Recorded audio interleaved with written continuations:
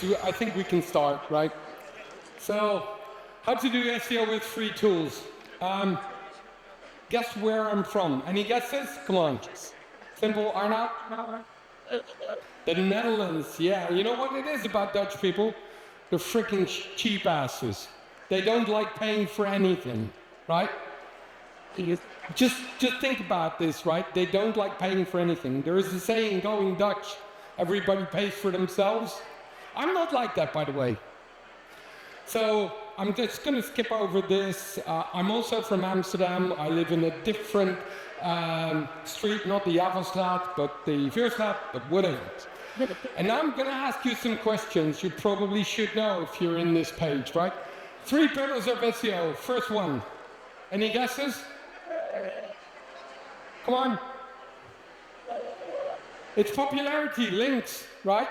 This is why Google has become so big, because they were the first one to look at popularity. The second one is content, right? What should you write? What should you be found on, right? And this is, spoiler alert, not using ChatGPT, right? Please don't. Right, and the third one is the indexability, the UX. In order to be found, people need to understand and engage with your content. Very simple. So, on all of these different ones, I'm going to give you free tools to get the information you need. And some of them are actually better than paid tools. Okay, first one, GA4 for SEO. Who's using GA4? Who hates it? Hands up. Yay! Agreed. But we have to live with it because it's free and people have it, right? Really? So what is a must-have report for SEO in GA4? It's a very simple one. You look for the page title, you look up your page title for a 404 page, then go into GA4 and search for that. And then as a secondary dimension, you use source medium. There we go, right? So this is very important. And what happens if you do that? So this is, in this case, a scale-up that I'm a shareholder of, so I can share this. You see the 404 page title, right? And then you see the page path and query, and the section source and medium. What's really weird, this hasn't covered that we're paying for clicks going to a 404 page. So in this case, it also helped me save money because I was actually sending paid traffic to a page that 404, right? So what do you do with this, right? So here you see it. That's the page, Google CPC. 24 users, so but 170 clicks times about £1 a click. This means 170 pounds in about a week's time. Not good. So what do you do with it? You 301 redirect. Or in this case, you find the traffic and you fix it. Right? Very simple. Saving money at the same time. But if you're using an analytics system, it does not need to be GA4. You can have this data, right? Just do a search on the page title of the 404. If you use a single page application, it's way more difficult. Trust me, but you can get there, right? So, the next one is Google Search Console. Who knows Google Search Console? Everyone, right? I'm going to ask this question, but then about Bing in a minute, and probably we won't see any hands, maybe 1 or 2. But so we all know this, right? I never use the normal functionality because you know what? On the 18th of August, 2018, they fucked us all over. Google did. Because the moment you start filtering, Google says, we might filter out more than you bargained for because of privacy.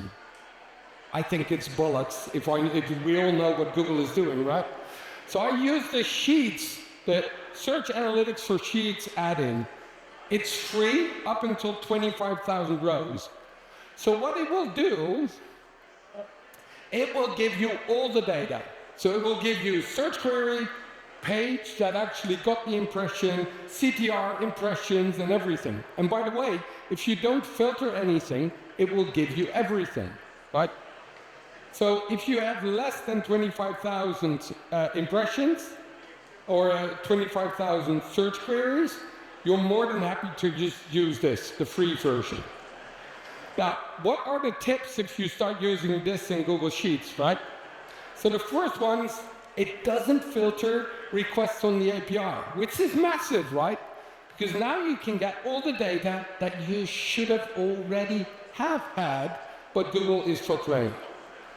You can combine keyword and landing page, because we all know that if we go in and we search for a keyword, we get the thing, but we can't see cannibalization, we can't see any of the other things. And you can link the sheet with Google Data Studio, or Looker in this case, and you'll get like endless possibilities with multiple filters in the query filter, the page filter, so you can do all of it. If you have a bigger site and more data, what should you do? Don't use the native connector in Google Data Studio, because that has the same flaw. And I was talking to John Mueller. He reviewed this deck, and he basically said, John Mueller is in the search team at Google, and he said it's not true, but I've tested it, it is true. It filters things. So what you do, if you don't do this, then use the API and build your own connector with your own data store, right? So if it pulls everything without putting a filter on, you can filter afterwards and you'll have all the data. Important. Or alternatively, use branch tools. I absolutely love this. It shows you algorithm changes and everything. And I think it's about $20 a month, which is that cheap. And you don't send the data to them, they just give you the visualization on your own data in BigQuery. Right. Now, who uses Bing Webmaster Tools? Ah, well done, well done, there's one. So Bing has done something really cool, because normally you need to verify Bing. What you can now do, you can just go there and say log in with Google. And once you do that, it imports all of your sites, or your site you have in Search Console, and it verifies it automatically. So I don't get why not more people are using Bing. Because I'm just gonna rave about Bing. How cool is that, right? So Bing will give you all of your pages that are 404 or 5xxing with the backlinks, right? Normally you need Ahrefs, SEMrush, link research tools, or whatever, Majestic, that kind of tool set. But it's here for free, right? You can see count of links, status codes, everything, right? So you get broken links, you get data on 4xx and 5xx. This is the URL.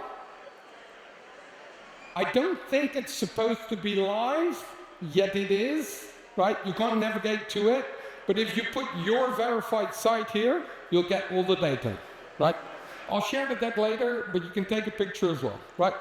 Okay, next one, free backlink data. Woo! For your site and competitors. Who knew you could get your competitors' backlink data in Bing Webmaster Tools? Didn't you know this? Oh, well, you can. There we go. So this is my page, my website. So you'll get the anchor text, you get the backlinks, you get the referring pages, you also get the pages they link to, everything. But you can also compare, right? So in this case, my website, Bastian Grimm's website, and Aleida Solicit, her website.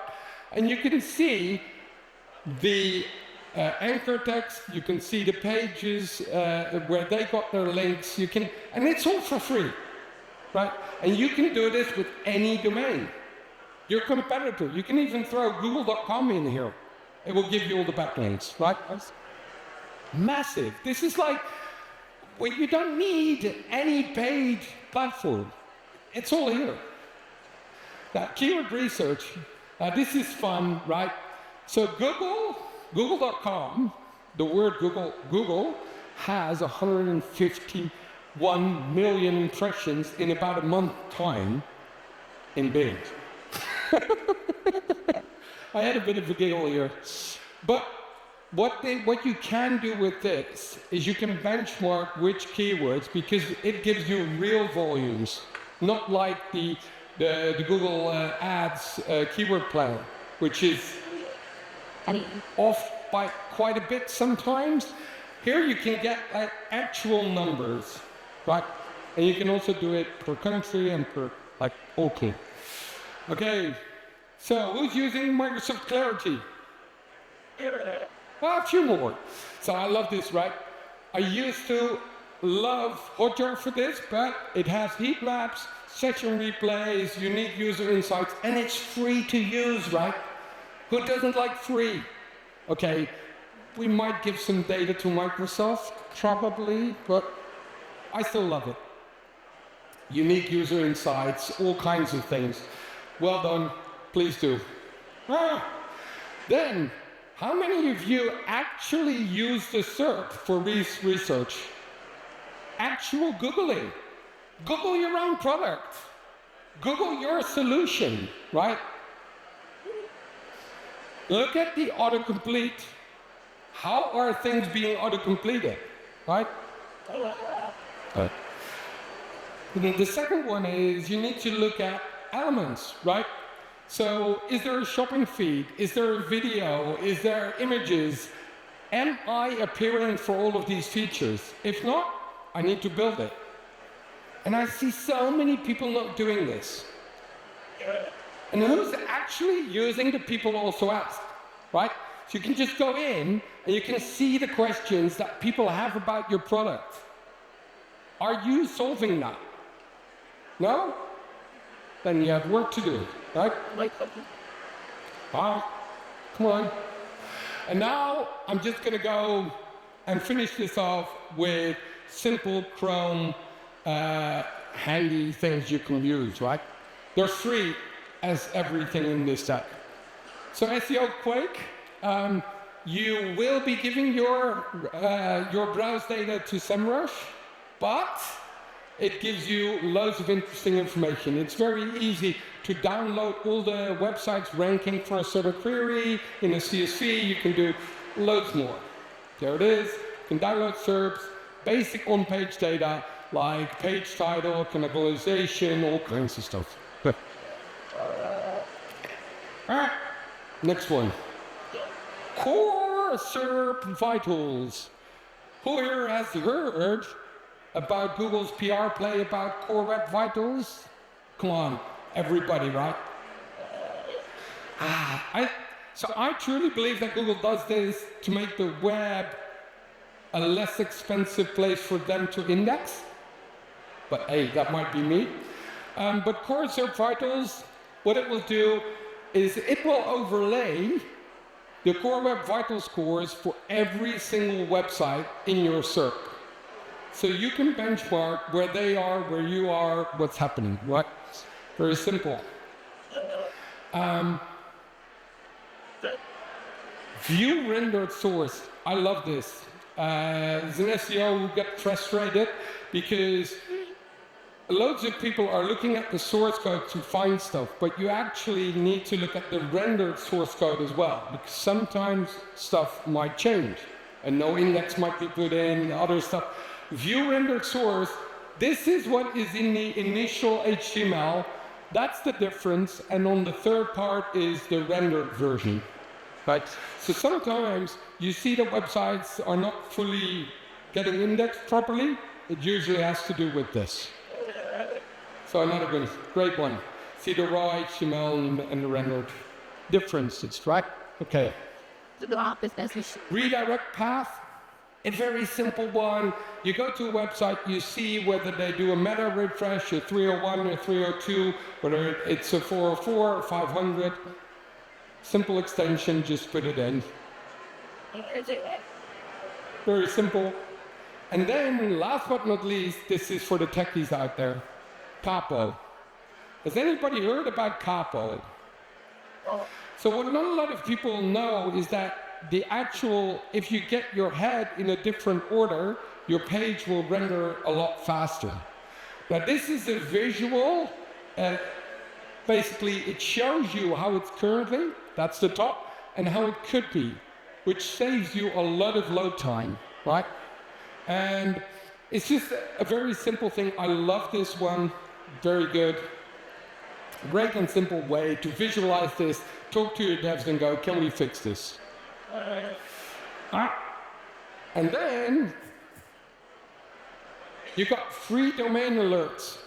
If you have a lot of websites, like I do, I sometimes forget about expiration and, well, not for the ones I have in Cloudflare because it's automatically fixed, but for all the other ones. So you use freedomainalerts.com. It monitors your SSL expiration, monitors the domain expiration. This is a dangerous one, of course, if this happens. And then last but not least, the crawling tools. Who of you have used crawling tools? Quite a few. Probably Screaming Frog, right? Yeah. But there are some other ones which are free. So you can use alphacrawler.pro. You get some ads, but it can crawl a website and it will give you loads of feedback on it. You can use Sitebulb for free for 14 days, the full version. So if you want to do an audit on your website and get a lot of feedback that you can fix, you can just download Sitebulb, use it for 14 days, and then maybe buy it, whatever if you want to, right? Or you can download Screaming Frog, and you can use a not fully functional version, but pretty good for if you have less than 500 pages, which most startups and scale-ups probably won't have, so you're good. And then I stayed within time, so I'm just going to leave you with this. And that was it. I wanted to move fast, but I'm going to do a Q&A in, I don't know, 5 minutes on the other side. Come and just ask me anything. I'm a shareholder in multiple startups and scale-ups. I've also worked for some of the largest companies online, like eBay, like RBS, and loads of others. So just, yeah, come and ask some questions. That was it. I'm good.